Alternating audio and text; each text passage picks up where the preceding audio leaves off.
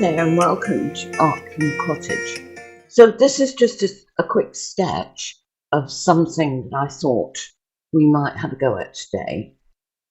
And you'll see that I've just put in some blue, dark blues in the sky, patchy as usual.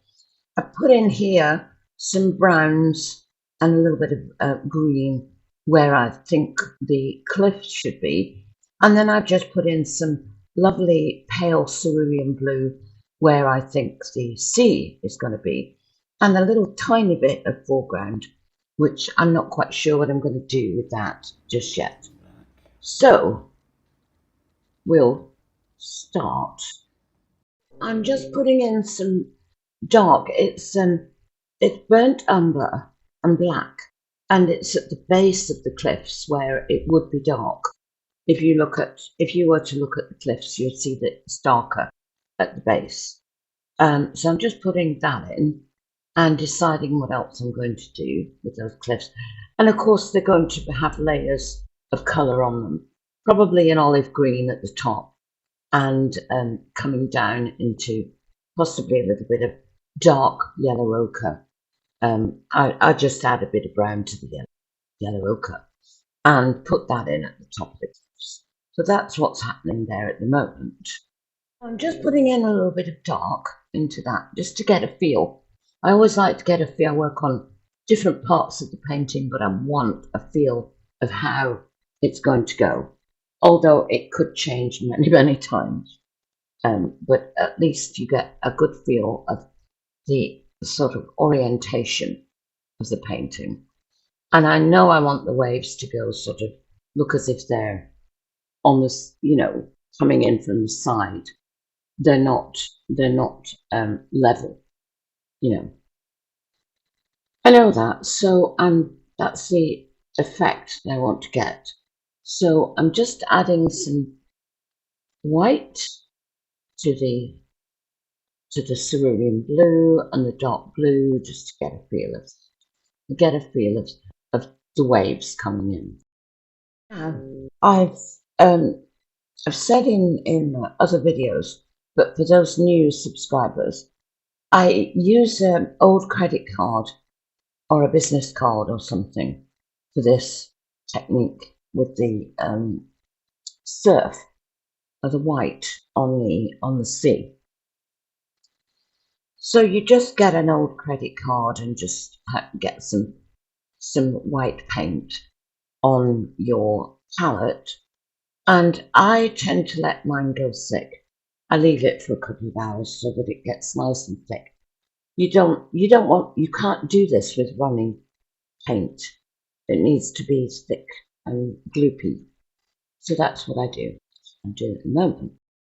And sometimes I get the white paint out the day before and just leave it, put a cover over it, like a piece of cling film or something like that. Maybe, or just another a paper plate on top. And that's a good trick that you can do, because you want it really thick. And so if you've watched, some of my videos, my old subscribers will know that these paintings that I do, they take many hours really to perfect. So this is why I have to speed them up.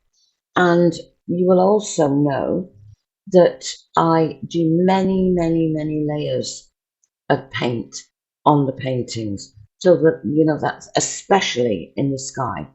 You'll see me working on the sky all the time, adding different layers and putting in clouds and putting in darks over the clouds, and nothing is done just the one time. A lot of people think that an artist just paints a painting and it's just the one layer, the one time. Well, it isn't. It's many layers. And one layer shows through the next layer slightly, and so it makes up a beautiful, beautiful painting. So you just have to be patient and build up the layers until the painting is to your satisfaction, really. And at this stage, right now, this painting is really in its initial stages. Some people might look at it and think, oh, yeah, it's coming along, it's all right. Some people might just leave it like that. But it isn't. It's just beginning, really. And so I'm just putting in a little bit more highlights in the clouds, in the sky, and that sky will probably change quite considerably before the end. I do this just to give me an idea on how the whole, composition as a painting is looking. And I'll flit between the sky and the cliffs and the sea. And at the moment, I'm putting in some darks into the foreground. And I've decided to just have some sort of grasses in the foreground. I'm putting some darks, some very dark olive green, which I mixed with the sap green and the black. And you can do that and just get it exactly how you want it. You can have it very, very dark, almost black, or you can have it a nice medium sort of olive green. But that's how you do it. And I'm just adding those bits to the painting at the moment while the sky and the cliffs and the sea sort of rest and dry, because it's so much better painting on dry, letting the layers dry, in other words. And you'll see that I'm using my fingernail here and there just to into the wet paint to give scratching it into the wet paint to give the illusion of grasses and in the foreground. And it's as if you're looking over a cliff top in Cornwall to the sea below, and you will have lovely, lovely grasses and things on the top of the cliff. And in the summertime, I go out and sketch the different coves and the Cornish coast, and that's where I get all my ideas from. And if you do that, you can observe, how the cliffs look, the darks and the lights and in the cliffs, and the darks and the lights in the sea as well.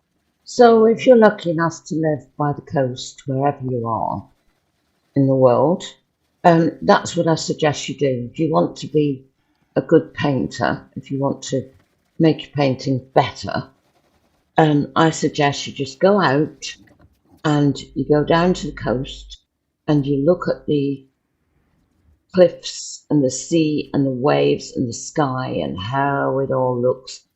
Make some notes. You'll see that at the bottom of the cliffs it's usually darker, and there's always some dark and lights in the sea as well. And look how the grasses are looking on the cliff tops, and just make notes, and then come back and try to paint by those notes, and you will improve your painting, definitely. So now I'm working on the grasses in the foreground a little bit more, and just adding some different colours, some light browns, tanny colour. I mix the brown with yellow ochre, and just putting in little bits and pieces that look like grass. And as I said, using my fingernail to work into the wet paint to make the stalks, and just dabbing on some little bits and pieces here and there. I've said it loads of times in my other videos. You don't need all this specialist equipment. Your fingernail is good. Your fingers, you can just blend using your fingers. Household brushes, things like that. All kinds of things that I use. credit cards to do your you don't need all this fancy stuff that they try and force on you that to make you a good artist. All that, you can't pay to be a good artist. You've got to actually put in the work, and you've got to practice and practice. That's what makes you a good artist, not buying the best canvas, buying the best brushes, buying the best paints. That doesn't make you a good artist. It might aid you, it might be nice to have these things, but you can make the most beautiful paintings, with the cheapest materials. And that's what I always like to remind people. Don't think that if you buy that special brush that's cost you a fortune, it's going to miraculously change your painting into a masterpiece. It's not. You can get just the same result from a £2 or $2 brush from the hardware store. So that's my little rant over. I'm always going on about this. So we're at the end of the painting now. You'll see that I make quite a few changes, but it's just the same technique that you've seen me use before. And I'll show you the finished painting, because a painting never seems to be finished. So if you enjoyed the video, it would be lovely if you would press the thumbs up button, and it would be very nice as well if you decided to subscribe to my channel. And with that, I'll say, as always, love from Cornwall.